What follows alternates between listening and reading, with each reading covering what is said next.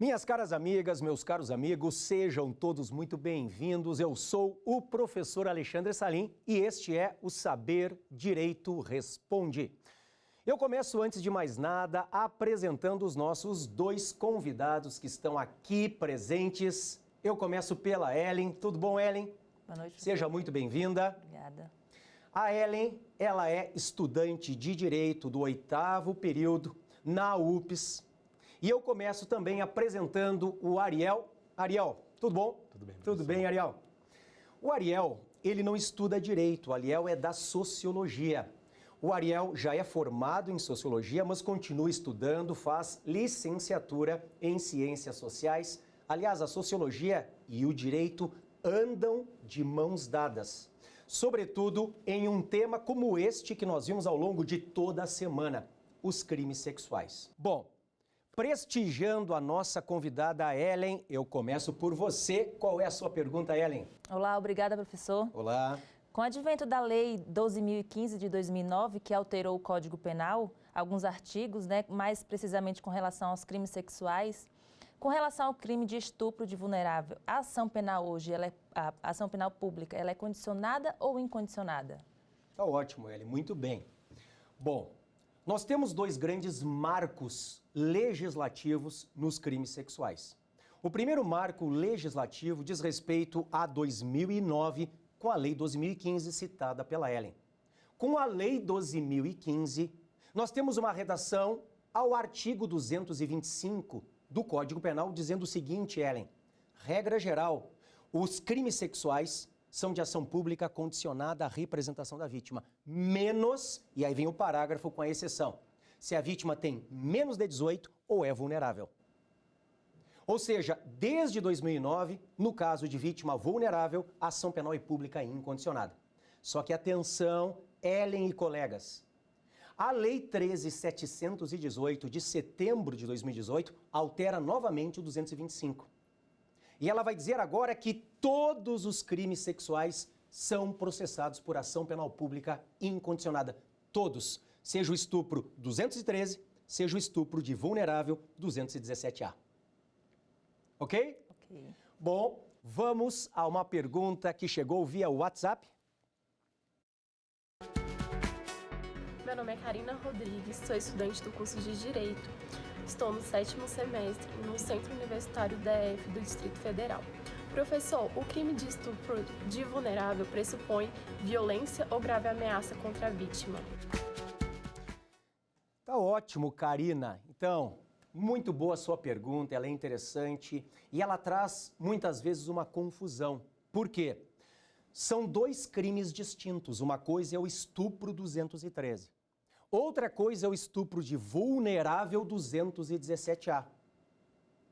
O estupro 213 só existe se houver violência ou grave ameaça à vítima. Não se fala em estupro 213, ou seja, quando a vítima não é vulnerável, sem violência ou grave ameaça. Agora, o estupro de vulnerável pode ser praticado com ou sem violência / grave ameaça. E eu cito para vocês o que me mostra a minha experiência de promotor há 20 anos trabalhando com isso. Muitas vezes, na maioria das vezes, não há violência e nem grave ameaça. Sabem por quê? No caso do vulnerável, porque o abusador é o pai, o abusador é o padrasto, o abusador é o tio, é o avô, é o amigo que frequenta a casa, é o vizinho. São pessoas do conhecimento da vítima. São pessoas em que a vítima confia. Então não há necessidade de violência ou grave ameaça. E mais, a vítima, ela é inexperiente. A vítima, muitas vezes, é uma criança de tenra idade, que é convencida com uma simples conversa, que não tem noção da gravidade daquele comportamento. Então, Karina, o crime de estupro de vulnerável, artigo 217A, pode ser praticado com ou sem violência ou grave ameaça. No mundo do direito, se houver violência ou grave ameaça, qual é a consequência? Nós vamos exasperar a pena. A pena base, na forma do artigo 59 do Código Penal, culpabilidade, antecedentes, conduta social, personalidade, motivos do crime, circunstâncias do crime, consequências do crime e comportamento da vítima, ali no artigo 59, o juiz ele vai aumentar a pena base se houver violência ou grave ameaça. Joia? Bom, agora a bola está com o Ariel. Professor, a minha pergunta, ela vai dialogar justamente o direito e a sociologia. Perfeito. Né? Hoje, os crimes sexuais acontecem majoritariamente contra mulheres, não é? Isso é decorrente da existência na sociedade de uma cultura de estupro, não é? Que traz como regra o fato de que a noção do corpo da mulher é público, é objeto e a culpabilização da vítima também entra nessa conta. Para o sociólogo Emile Durkheim, ele considera que somente é possível entender a violência contra a mulher como um ato criminoso a partir do momento em que a gente começar a mudar os valores centrais da sociedade. Como o direito penal pode contribuir com essa mudança de valores na sociedade? Ariel, a pergunta é excelente. E é por isso que é muito importante este diálogo entre o direito penal e a sociologia. Não foi à toa que eu sugeri que se trouxesse um estudante da sociologia. O Ariel cita Durkheim. Muito bem. Infelizmente, isto é resultado, Ariel, de uma sociedade machista. E esta sociedade machista, ela se reflete dentro do direito penal. Ou seja, nós vamos ouvir coisas como: a moça foi estuprada porque bebeu demais na festa. A moça foi estuprada porque ela estava com roupas curtas. A moça foi estuprada porque ela foi sozinha para casa, num lugar escuro, pediu e levou. Então vejam o absurdo desses comentários machistas, conservadores, retrógrados, que se preocupam muito mais com o comportamento da vítima do que em desvendar e punir o agressor. E isto, Ariel, se reflete também na questão da revenge porn. Desculpem eu estar falando em inglês, mas é assim que esta prática é conhecida na literatura mundial. A pornografia de revanche. Então, um deles, e eu volto à tua pergunta, geralmente o homem, há estudos. Nós temos uma ONG sem fins lucrativos chamada SaferNet Brasil. Há estudos que dizem que a cada 10 vítimas, 9 são mulheres. Ou seja, geralmente ele, inconformado com a ruptura do casal, coloca na internet cenas, fotos, vídeos que tiraram quando estavam juntos. E aí você vai ver os comentários sobre isso. Olha, ela mereceu. Como é que uma mulher que tem moral se deixa fotografar assim? É a mesma cultura do estupro. Da mulher que, por ter usado roupas curtas, teria pedido um estupro. Isto é um absurdo. O direito penal tenta fazer a sua parte, porque até ontem, exagero ontem, né? Até a Lei 13.718, que é do dia 24 de setembro de 2018, não havia sequer um crime específico para punir esta pornografia da revanche, da vingança. Felizmente, o legislador começa a acordar para estas situações. Felizmente, o legislador, ele começa a demonstrar que está preocupado em tutelar os interesses da vítima. Joia? Vamos a mais uma pergunta via WhatsApp? Meu nome é Gabriel Raulino, eu sou estudante de Direito do 6º semestre no Uniceub em Brasília. E eu tenho uma pergunta. Professor, o crime de estupro, ele é sempre praticado por homem contra mulher ou pela lei penal brasileira a mulher também pode cometer estupro? Gabriel e colegas, a pergunta também é ótima. Veja, até a Lei 12.015 de 2009, nós tínhamos que o crime de estupro era constranger mulher mediante violência ou grave ameaça a ter conjunção carnal. Conjunção carnal é a introdução do pênis na vagina. Então, o autor tinha que ser homem. Se era constranger mulher, mediante violência a ter conjunção carnal, o autor era homem. Porque só homem pode introduzir o pênis na vagina, se a vítima era mulher. Era um crime bipróprio. Só que com a alteração que veio em 2009, a lei citada pela Ellen, a 12.015 de 2009, houve uma alteração ao 213. Onde estava, Ellen, constranger mulher, hoje está constranger alguém, homem ou mulher. Onde estava, mediante violência ou grave ameaça a ter conjunção carnal, hoje está, mediante violência ou grave ameaça a ter conjunção carnal ou a praticar ou permitir que com ele se pratique outro ato libidinoso. Concluindo, meu amigo Gabriel, Hoje o crime é bicomum. O estupro pode ser praticado por qualquer pessoa, homem ou mulher, contra qualquer pessoa, homem ou mulher. Joia? Vamos a um breve intervalo e já voltamos.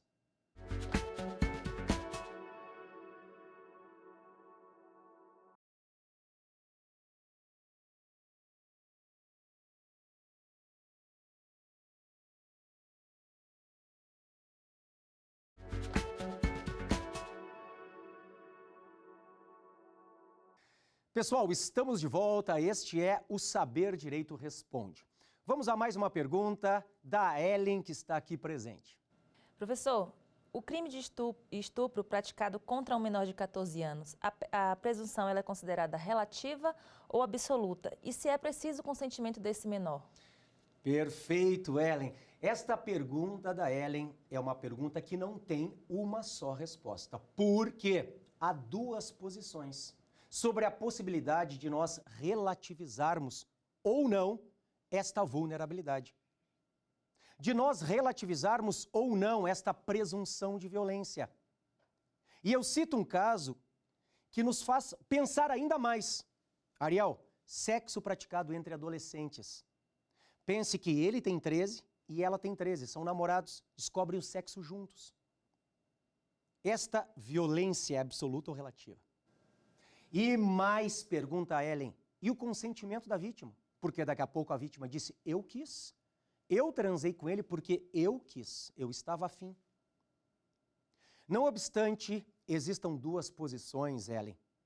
Você, estudante de direito, tem sempre que se centrar pela posição dos tribunais superiores. E o STJ, Superior Tribunal de Justiça, já decidiu o tema. Seja num recurso repetitivo da controvérsia, e se tem repetitivo, é exarada uma tese jurídica que tem que ser observada, seja quando o STJ ele editou a súmula 593. Nos dois casos, no recurso repetitivo, tema 918, e na súmula 593 do STJ, Ellen, o STJ vai dizer, o STJ vai dizer que a presunção é absoluta. A presunção de violência é absoluta.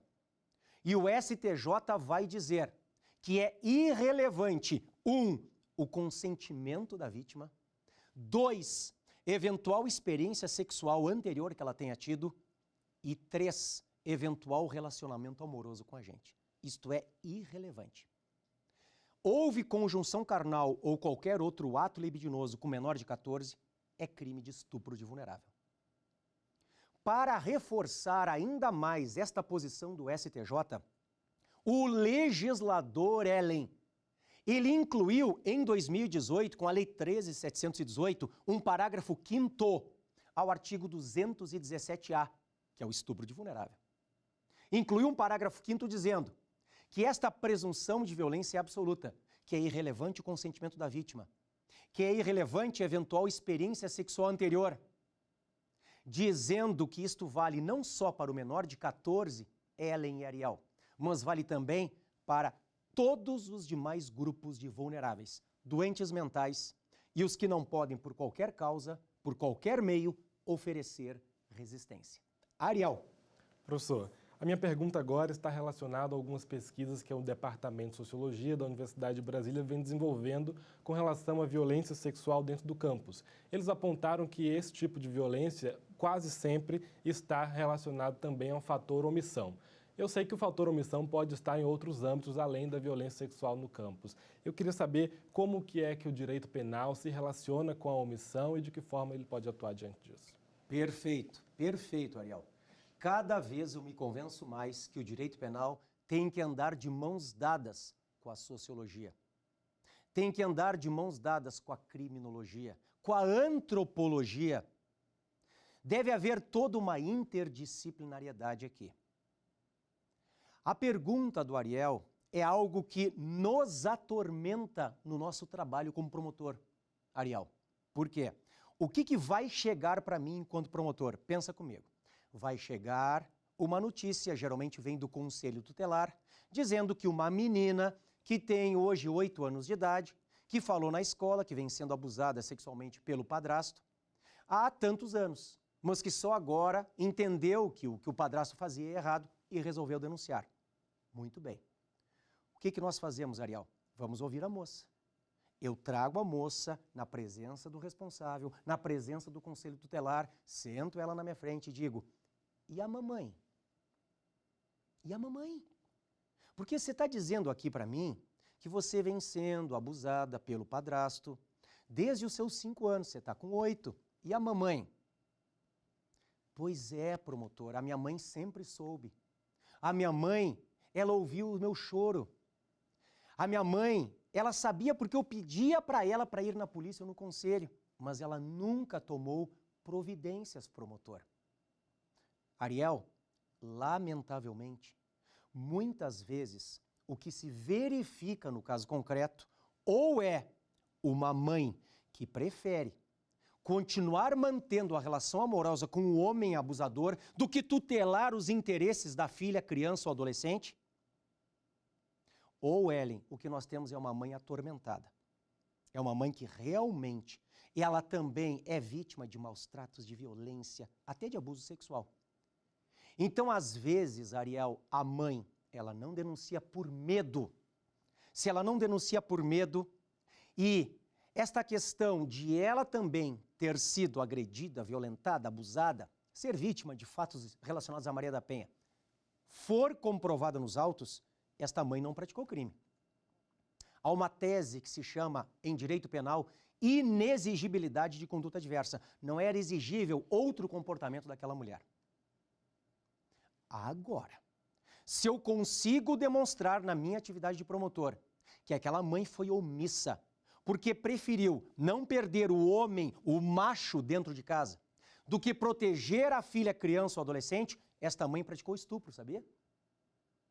Sabia, Ellen? Ela praticou estupro porque ela garante.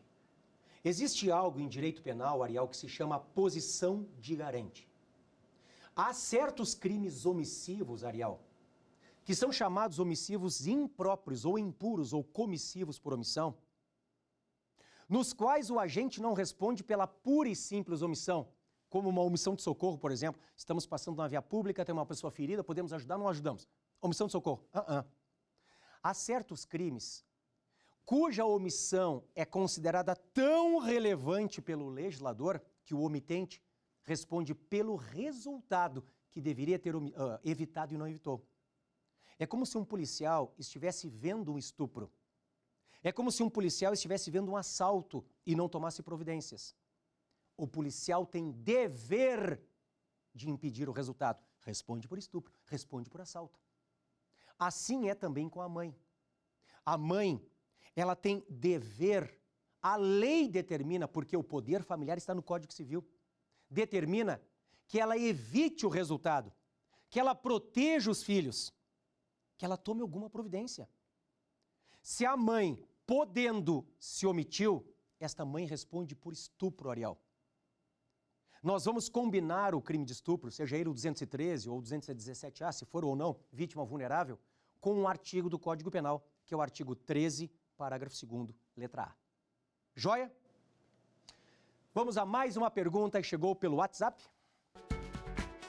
Professor, algumas mulheres dizem que foram abusadas sexualmente por um médico. Qual seria o correto enquadramento legal neste caso? Pergunto, Gabriel, algumas mulheres dizem que foram abusadas sexualmente por um médico. Então vamos por partes. Uma coisa é o médico ginecologista que, sob o pretexto de fazer um exame ginecológico qualquer, toca de forma libidinosa a paciente. Eu atendi casos, Ellen, em que as mulheres foram à promotoria e relataram que o médico, durante o exame, ficava com ereção, excitado. Praticava toques totalmente indevidos, desnecessários na sua atividade de médico. Neste caso, em que a paciente está consciente, vendo aquele abuso, sentindo aquele abuso e depois toma providências, nós temos o crime de violação sexual mediante fraude. O crime que é conhecido como estelionato sexual. A diferença para o estupro é o meio de execução. Porque enquanto no estupro o meio de execução é a violência ou a grave ameaça, Na violação sexual mediante fraude, o meio de execução é a fraude. Agora, Gabriel, se nós temos casos em que o médico dopa a vítima, casos em que o médico ministra um remédio, um sonífero, uma droga qualquer e a vítima apaga, a paciente apaga, e aí o médico abusa dela sexualmente, aí é estupro de vulnerável. Aí é estupro de vulnerável. Nós temos que lembrar que o vulnerável é o menor de 14. É o doente mental. Mas é também aquele que não pode, por qualquer meio, oferecer resistência. Pense no golpe Boa Noite Cinderela. O golpe Boa Noite Cinderela ilustra bem o que é uma vítima vulnerável. Ainda que seja maior e capaz. Se recebeu um Boa Noite Cinderela, e nesse caso do médico pode ter recebido, o médico, sob pretexto de fazer o exame, pum, injeta uma substância e a vítima apaga, e aí ele abusa sexualmente dela, nós teríamos estupro de vulnerável. Artigo 217-A do Código Penal. Tá bom? Bom, voltamos à doutora Ellen. Bom, professor, como o senhor acabou de dizer, sabe-se que o vulnerável ele é aquele considerado de 14 anos e os considerados doente mental. Contudo, algum dessa categoria que seja vítima de um crime sexual só é considerado vulnerável até o dia do seu aniversário, ou seja, até o dia que ele completa 14 anos, acima disso ele deixa de ser vulnerável. Pode me explicar mais ou menos como é que funciona? A resposta é depende. Depende. Porque pensa comigo, a lei fala em 3 grupos de vulneráveis. No artigo 217 caput, fala num primeiro grupo, só num primeiro grupo, menor de 14. E cuidado, a lei fala em menor de 14. Então, 14 incompletos. No dia do aniversário de 14, cessa a vulnerabilidade. Deste primeiro grupo, cessa a vulnerabilidade, mas surgem os outros 2 grupos, que estão no parágrafo 1º do artigo 217-A. O segundo grupo de vulneráveis é o do doente mental. Aí você pode ter um doente mental, ou seja, quem não tem o necessário discernimento para o ato, Ellen, que tenha mais de 14. Ele pode ter mais de 14, mas ser doente mental é vulnerável. Ou nós podemos ter uma pessoa maior e capaz que recebe um Boa Noite Cinderela, Ariel. Agora, muito cuidado com o Boa Noite Cinderela, porque as pessoas acham que é só quando alguém ministra uma droga na bebida dela. Não. Pode ser que esta pessoa, homem ou mulher, vá à boate e tome todas. Beba todas. Pode ser que a pessoa use a substância, a pessoa se drogue. Bom, ninguém está autorizado a tocar nela, sexualmente falando. Então, ou alguém ministra uma substância, ou a pessoa bebe, se droga e apaga no sofá. Se alguém for lá e tocar nas partes íntimas, pudendas dela, isto é estupro de vulnerável. Então, há 3 grupos, Ellen. O menor de 14, o doente mental, ou quem, por qualquer meio, não pode oferecer resistência. No caso do menor de 14, como o próprio nome diz, completou 14, cessou a vulnerabilidade. Agora, nos outros 2 grupos, nós podemos ter pessoas maiores de 14. Se forem doentes mentais ou não puderem, de qualquer modo, oferecer resistência, podem ser consideradas vulneráveis. Tá bem, pessoal? Bom, como sempre, foi um privilégio ter estado aqui com cada um de vocês, trabalhando este tema delicado em direito penal, mas muito importante. Muito importante.